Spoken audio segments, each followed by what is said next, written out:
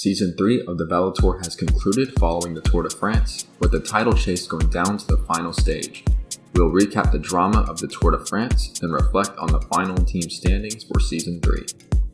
The season's final phase started with the flat Paris Tour Classic. A battle amongst the sprinters saw Mario Cipollini come out on top, while race favorite Andre Darrigat of La Vie Claire finished a disappointing 4th place.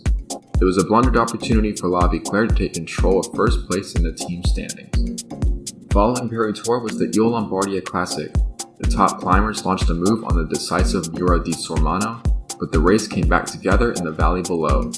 Riders continued to mark each other, but the winning breakaway of 4 went clear on the last climb. Stan Åkers of Bianchi Campagnolo won the 4-up sprint to claim his first victory and a massively important chunk of points for his team. With the final classics out of the way, it was time for the Tour de France.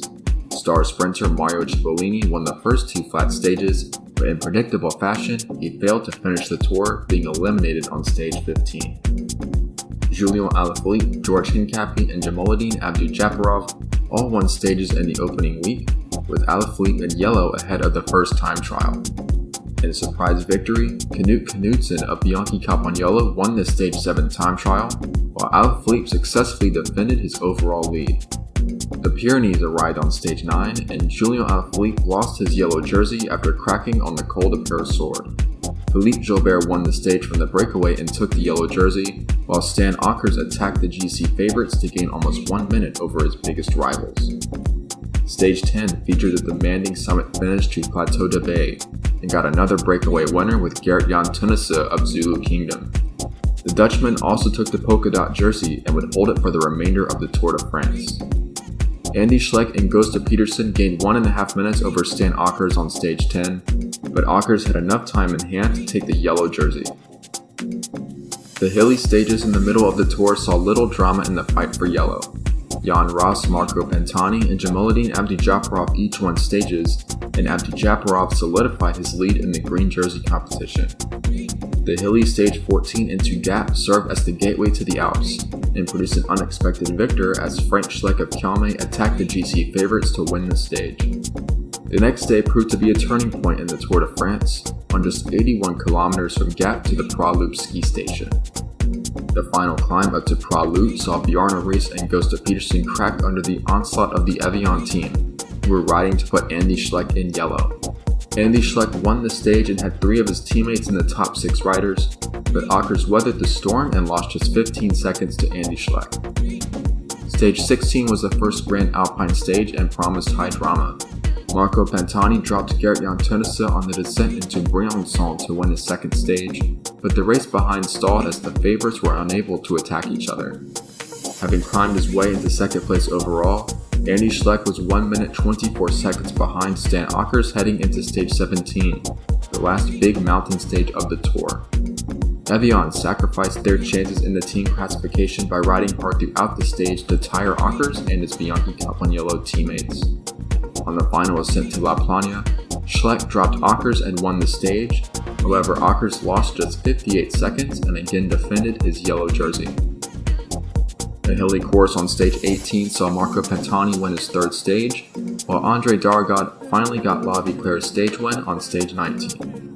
The final individual time trial on stage 20 was won by Gösta Petersen and confirmed Stan Åkers as the Tour de France winner by 24 seconds over Andy Schleck. La Vie Claire could still win the VeloTour on stage 21 by winning the stage and having a bit of luck go their way, but Learco Guerra sealed the title emphatically for Bianchi Campagnolo by winning the sprint on the Champs-Élysées. The final classification winners were as follows. Ceramigas won the team classification after riding well in the Alps to take the lead on stage 17. Gerrit-Jan Teunissen won the mountains classification. He was a constant presence in the breakaways in the mountain stages, winning 1 stage and earning some minor placings as well. Jamaleddine Abdou-Japarov won the points classification. Proving the better of Andre Darrigat, Abdou won 3 stages and survived the mountains to win the green jersey. Stan Åkers won the general classification, doing so without winning a single stage. His key performances include his attack on stage 9 and bravely defending his lead on stages 15 and 17. And here is the rest of the top 10 in the general classification.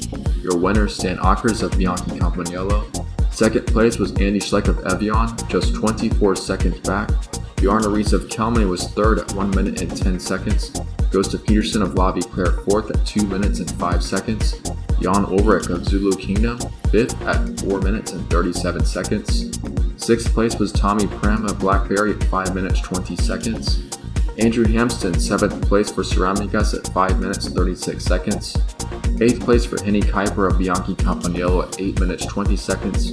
9th Pedro Delgado of Ceramigas at 8 minutes 58 seconds. And 10th place Henri Onglade of Blackberry at 17 minutes 45 seconds. So that is your recap of the Tour de France. Let's look at the final team standings for Season 3 of the VeloTour. In first place, Bianchi Campagnolo led by just 21 points before Paris-Tours, yet earned clutch results to hold off La Vie Claire to win by 400 points. Stan Åker's victories in Ile Lombardia and the Tour de France helped secure the title for Spencer's team. Henny Kuiper, Learco Guerra, and Knut Knudsen had their strongest performances of the season to add valuable points to their campaign. In second place, La Vie Claire seemed favored to win the VeloTour based on the routes of the final races, but missed their opportunities to overtake Bianchi Campagnolo. Andre Darrigade came up short in the Tour de France, Cyril Guimard contributed little, and Gustaf Petersen lost time on Stage 3 cobblestones to damage his hopes of a top 3 finish in Paris. Despite these setbacks, La Vie Claire took the lead after Stage 20 of the Tour de France, but it was not enough as Bianchi Campagnolo outscored them in the general classification. In third place, Evian overcame a poor start to the season to surge up to third place, and at one point was in striking distance of first place. An average performance in the Tour de France saw their title hopes slip away, but their exceptional results in the middle of the season formed a large buffer between them and the rest of the pack. Andy Schleck finished second place overall in the Tour de France and won 2 stages, while Chomin Peruena scored a few second places and rode strongly as a Super Domestique. In fourth place, Blackberry ascended to fourth by the dominance of Julian Alaphilippe and narrowly held off 2 other teams to defend their position. Alaphilippe won Stage 4 of the Tour de France and wore the yellow jersey for several days, but failed to make an impact after the first week of the race. Tommy Prem maintained a high place in the general classification, finishing 6th place with his teammate Henri Onglade climbing up to 10th in the final time trial. After finishing last place in Seasons 1 and 2, Miles defied expectations to earn a top half finish in Season 3. In 5th place, Zulu Kingdom dropped from 4th to 7th after a dreadful performance in the middle part of the season. Although the trend was down, Zulu proved to be the most exciting team in the Tour de France and engineered a dramatic turnaround. Jamaluddin Abdujaparov won 3 stages in the green jersey, Gerrit Jan Teunissen won a mountain stage in the polka dot jersey, and Jan Ulrich quietly rode well in GC to finish 5th place overall. The team also led the team classification for most of the race. The hugely successful tour saw Zulu Kingdom ascend to 5th place, just 70 points behind Blackberry in 4th. In 6th place, Kelme was all in on Bjarne Riis in the Tour de France, and after Stage 14, Riis was just 27 seconds behind the yellow jersey. However, he cracked on Stage 15 to lose over 2 minutes and his chance to win the Tour de France. Riis would finish 3rd place overall and Frank Schleck won a stage, but Kelme failed to fulfill their lofty ambitions for the Tour de France.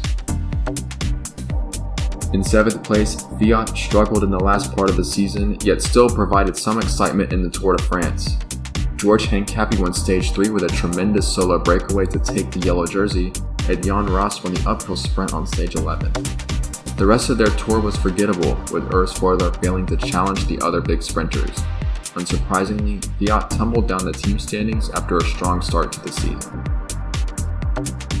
In 8th place, Adidas made good on their potential to win stages in the Tour de France, winning 4 in total. Philippe Gilbert won Stage 9 and took the yellow jersey for a day, and the great climber Marco Pantani finally made himself known with 3 stage wins in the back half of the race. These accolades kept Adidas out of last place, finishing 8th.